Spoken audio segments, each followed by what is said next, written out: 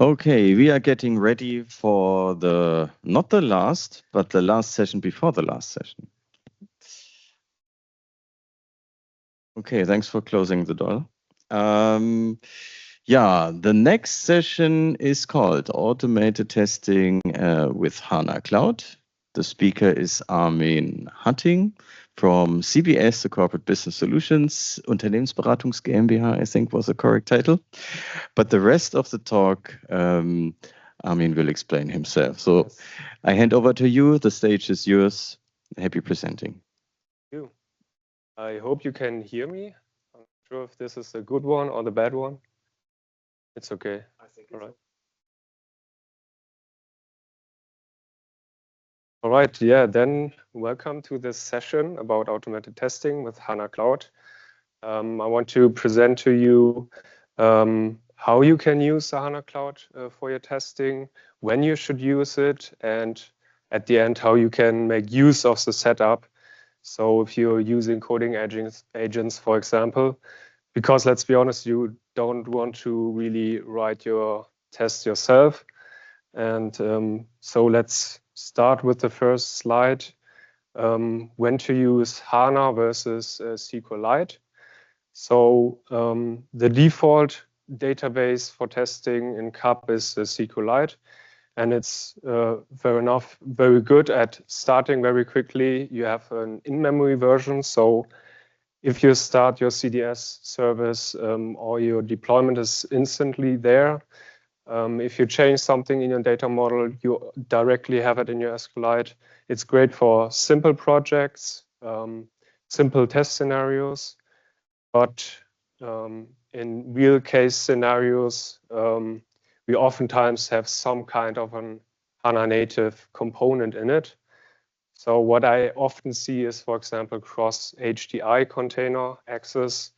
You see procedures that are called from custom handlers, or you also see oftentimes calculation views or views with parameters or some specific HANA functions that are not available on SQLite. And overall, it's always a good idea to use the same infrastructure, the same HANA, the same database in this case for your tests that you are using also in your production environment. And there are also some specific differences between these, between the behavior as well in CAP that might not be that obvious. Yeah. But I will show one example in a second. So we are using today the framework YTest. This is a rather new one that is also now with CDS 10 the default in CAP, which is very nice. I really like that approach because I used Jest for a long time also in my TypeScript projects. And it's very a pain to set it up to make it run smoothly. And with YTest, you have out-of-the-box TypeScript support. It's much faster. You can really feel that. And all you need is basically this config that you can see here. So one thing I want to highlight here is timeout, because I increase it a little bit because the HANA round trips take a little bit more time. Sorry? Yeah, you can use underscore syntax, but you can also use just decimals syntax. That's also fine. For TypeScript, you want to add this import TSX to make it work, but this is just for TypeScript projects. And you also have the possibility to add coverage reporting. And this is a very simple example, but you can also add thresholds and so on. So this is one thing. And with that, I directly want to jump into a demo. Let's open the terminal. I already started one very simple service here. And second here. So this is a, I would say World Cup themed service, very simple, just 3 entities, teams, players, matches. And for the team's entity, for the player entity, sorry, you have some basic properties, nothing special, I would say. Also, the schema is very, very simple, just the 3 entities. And the service, just a projection for these entities. So we don't have any special logic here. The only special logic at the end is here this after each handler, which adds a small icon at the end of the position. This is just for demo purposes. And I already did a test setup here. So the only thing I already did here was this dependencies I added. So I added here the CDS test, the y-test coverage, y-test UI, and the general y-test dependency. And that's basically all you need for your SQLite test setup. And with that, you can already write some tests. I prepared 2 simple tests here that are basically integration tests for the player's entity. It's doing a get call with a filter mechanism, and the other one is doing a get call with a search mechanism. And if I run this, let's quickly have a look into the script. So I want to run this with the SQLite. What I highlight here is that I need to tell the CAP framework that I'm using TypeScript, and I want to use the in-memory version, so that's why you can see it here. And after that, I just do the y-test command with the coverage and the UI support. So if I now run test SQLite, what you will see is here the tests are successful, and I have also a code coverage report for this custom handler. And if I scroll up, you will see that I'm using the in-memory SQLite as expected. And I also get a small UI here from y-test. Make it big. And here you can have a deeper look into all the tests that you created. You have specific console statements for your test. You can even directly here change your coding. And what's also very nice that you have the coverage report directly integrated into this UI, so you can have a deeper look here. So, for example, you can see that we are just testing this one branch, and if you want to be more precise, we can add other tests for that, for example. So now the test setup is basically done for the SQLite. Now I want to switch the database under the hood. And for that, I already created a HANA instance because it always takes a little bit of time to do that. So I did that beforehand. I'm connected here to a CBS sub account, and I created here this reCAP test HANA-DB. And now I want to use this for my tests. And for that, I first want to deploy my current state to this HANA database. And I'm using the CDS deploy command for that. So the CDS deploy command lets you specify what kind of database I want to use. In this case, I want to use a HANA-DB. Then I specify the instance name I want to use, and I specify a profile. So this one is very important because here I'm saying the CDS deploy command should create a new profile, which is called HANA. And for that profile, we want to store the binding information to this exact instance. And also I add here the auto undeploy so that, for example, if I delete a table or a column in my CDS files, I want to directly reflect that on my HANA database. So let's run this command.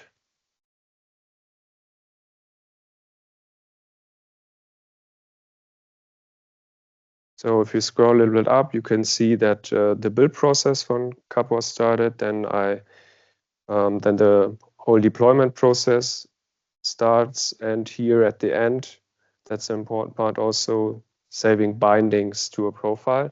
This is what the for flag at the end does. And now we can have a look into this CDS private JSON, because now we can see here we have a new profile called HANA, and in here we have the binding information. So now we can make use of that for our tests. And for that, I'm using this command here, test HANA.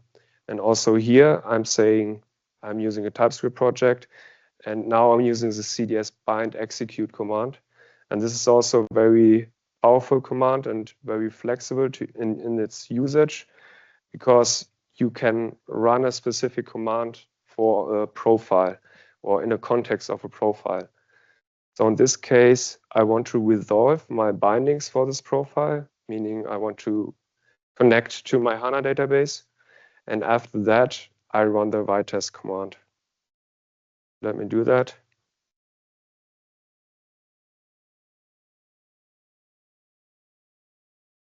So now you can see I'm running the test against the HANA. Here are the connection details. And also the test was successful or good. So this is basically already it for changing the database at the end. Just 2 commands, or 3 if you count the create HANA instance command. And that's basically it. So now we could, for example, add HANA native stuff, or you can simply use these steps in your already existing projects to set it up. And yeah, one thing what I just mentioned, there are already differences in behavior, and I can quickly show you that. For example, the search mechanism. If I say I want to search for Mbappé as a player for the HANA database, no problem. But if I now run it on SQLite, it will not work. So what happened here? Under the hood, the SQLite is using the like syntax to search for Mbappé, and on HANA database, it's using fuzzy search out of the box. And there's no configuration for that. It's simply the default behavior. So there, here and there are some small differences that you will encounter. So it oftentimes makes sense to directly just use the HANA database for testing. Now, next thing I want to show you is a small skill I prepared. Because at the end, you want to just chat with your bot and say what kind of features you want to build. And then you want to automatically create tests for that. And that's exactly what this skill does. It listens basically for specific keywords or changes in specific files. And if I just paste this skill into my project, I'm able to take advantage of that. So I prepared one simple statement.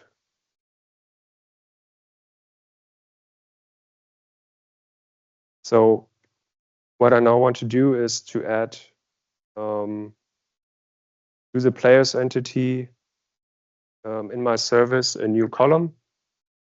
And in that column, you just want to have the weekday of the birthday of the player. So it's pretty simple, but there's a HANA native function that you can use for that can do that. And yeah, I want to use that. So I specified here, I want to skip the deployment and test execution, because this is also automatically done. And maybe you saw it for a second, but there was a message that is using the skill.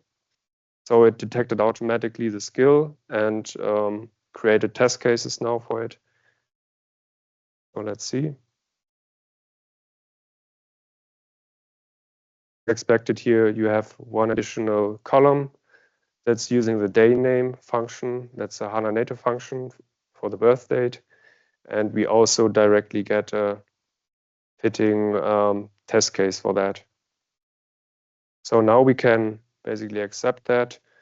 Of course, we need to do the round trip again. So we deploy to HANA. And these steps, because I specified I don't want to I want to do it by myself, but also these steps can be done directly by the agent.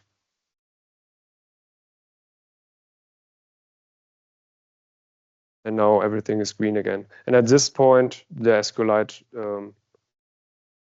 testing will not work at all. We get an error because SQLite does not know this day name function.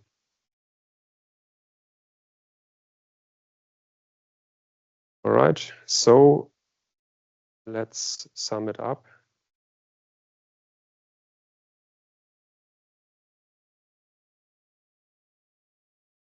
So these steps that I just showed you, you can also directly one-to-one apply to your CI/CD pipelines. So what I just did is just simply logged into Cloud Foundry. I created the HANA database. I did the deployment plus the binding in one step. And then I ran my tests. And at the end, I can do a cleanup, but this is like optional because we also have the auto undeploy flag active. And yeah, that's basically it. So I prepared here 2 QR codes. On the left side, you will have all the complete project with slides and the skill that you can copy and maybe adjust for your needs. And on the right side, there's a feedback form. Thanks.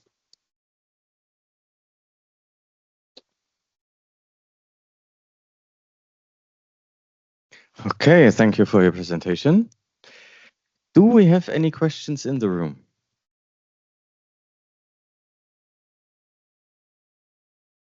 Hi, nice presentation. A simple question. Do you have some experience with the HANA test framework? Test framework. You mean directly on the database? Yes. Test framework. Yes. I know that it's existing, yes, but I never tried it. Okay, thank you.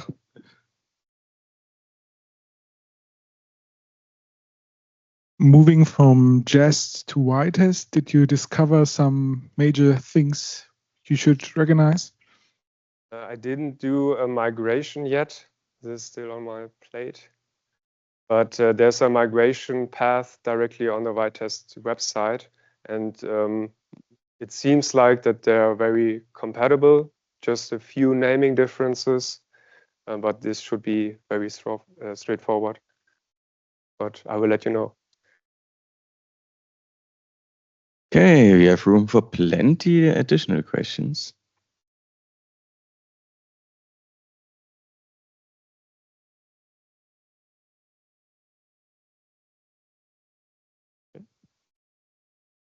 Hey, thank you. Maybe I missed it, but was there a way to exclude the tests from SQL if they're going to fail? Because you're going to test the HANA native function. You exclude it? You can exclude it from SQLite, but I would say if you already did the switch to the HANA database, you will just always use the HANA database, and that's it. That makes sense. Yeah.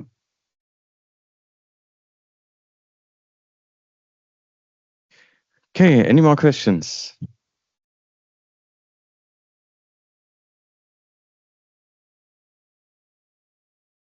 Do we have something in the chat? Okay. So, last chance for on-site question. Internal countdown is running. Okay, if not, then thank you for your attention. Thank you for presenting. Thank you for being here.